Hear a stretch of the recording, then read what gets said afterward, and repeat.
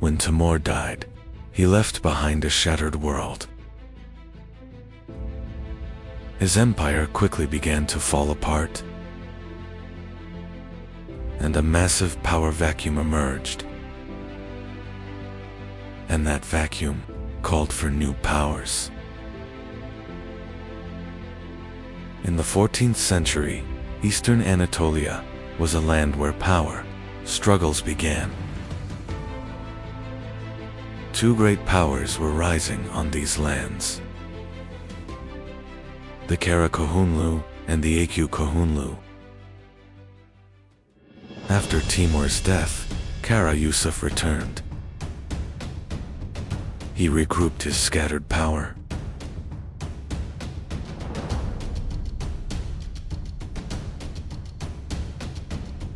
And he captured Tabriz.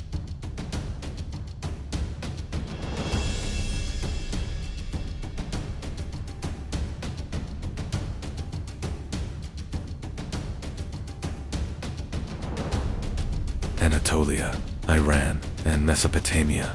Their destinies were intertwined.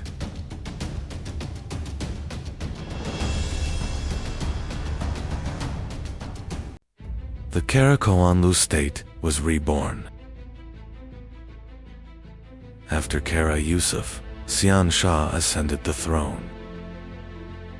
Under his rule, the Karakoyunlu state expanded rapidly. Many key cities, including Baghdad, were captured. During his reign, the Karakoyunlu experienced their golden age. Sihan Shah was more than just a ruler. He was also a poet. He wrote under the name Hakiki. In his world, sword and pen existed together. In the east, a new power was rising. The Aq Qoyunlu were emerging. Their foundations were laid by Kara Uluk Osman. But their true power had yet to come. A new leader entered the stage. That leader was Uzenhazen. He watched his rival patiently, and he waited for the right moment. In 1467, two great powers faced each other.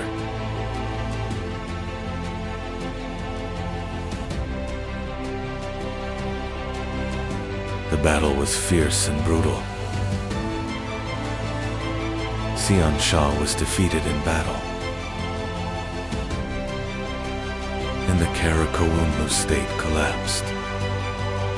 After the victory, the Aq Qoyunlu gained power.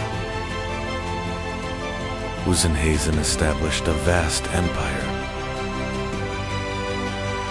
Tabriz became the capital of the Aq Qoyunlu state. The state reached its peak during his reign. But in the west, a new power was rising. This power was the Ottoman Empire.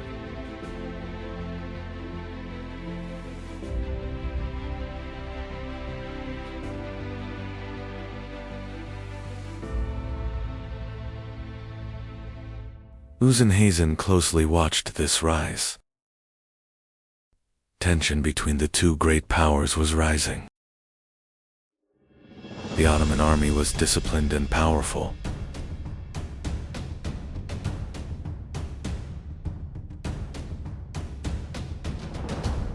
The Aq Qoyunlu army was preparing for battle.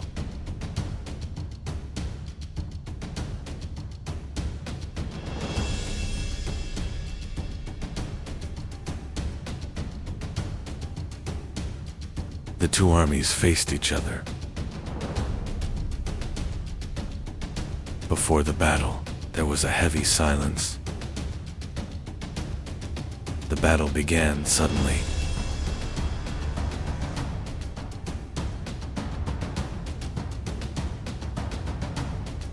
the clash quickly turned into chaos.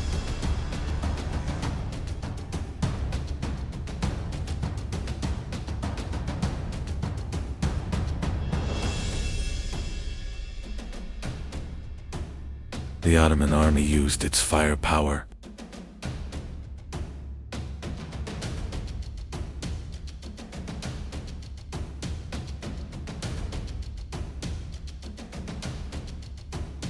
The Aq Qoyunlu army was pushed under pressure.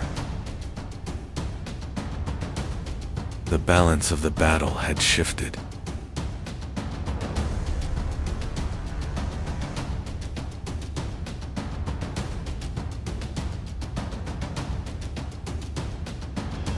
The Aq Qoyunlu forces began to retreat. The battlefield turned into a scene of devastation, with hundreds fallen and order completely shattered. This defeat permanently ended the military dominance of the Aq Qoyunlu state. After the defeat at Otlukbeli, succession struggles began within the Aq Qoyunlu court. Power struggles among members of the dynasty intensified.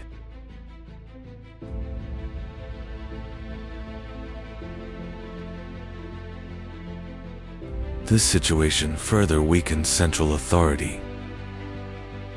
The state was now shaken more by internal conflict than by external enemies.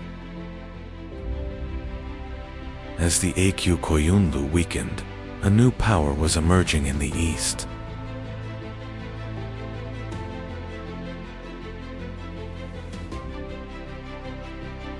The leader of this movement was a remarkable figure, despite his young age.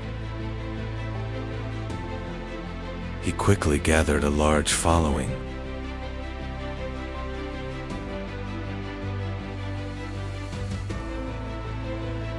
This rise marked the beginning of a shift in the regional balance of power.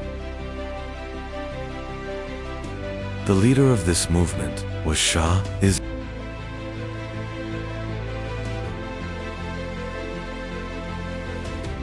He quickly formed a disciplined force.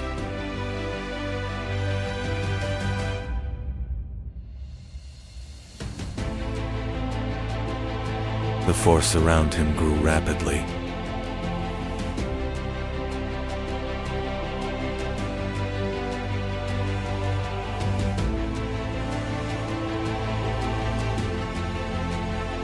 This force moved directly against Aq Qoyunlu dominance.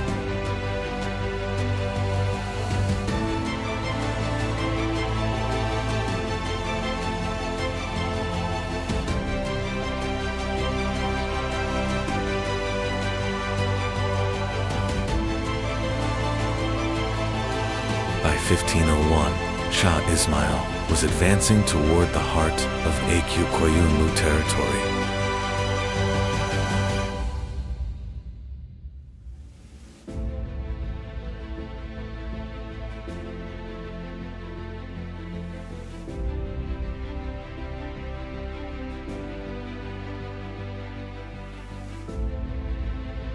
Tabriz was aware of the approaching threat.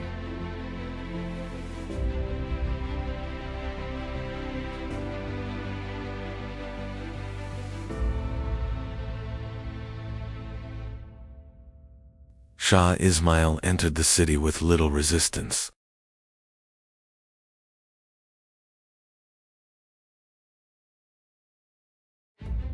With the capture of Tabriz, Aq Qoyunlu rule came to an end.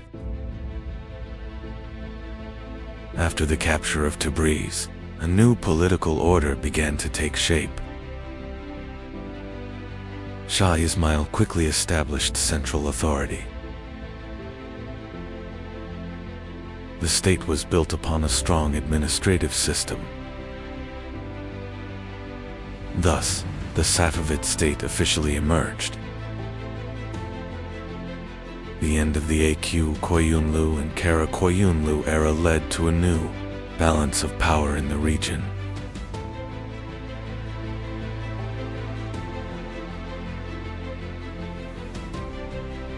These two nomadic origin structures gave way to a more centralized and lasting state. The Safavid state quickly became one of the dominant political forces in the region. This transformation opened the door to a new era, Ottoman-Safavid rivalry.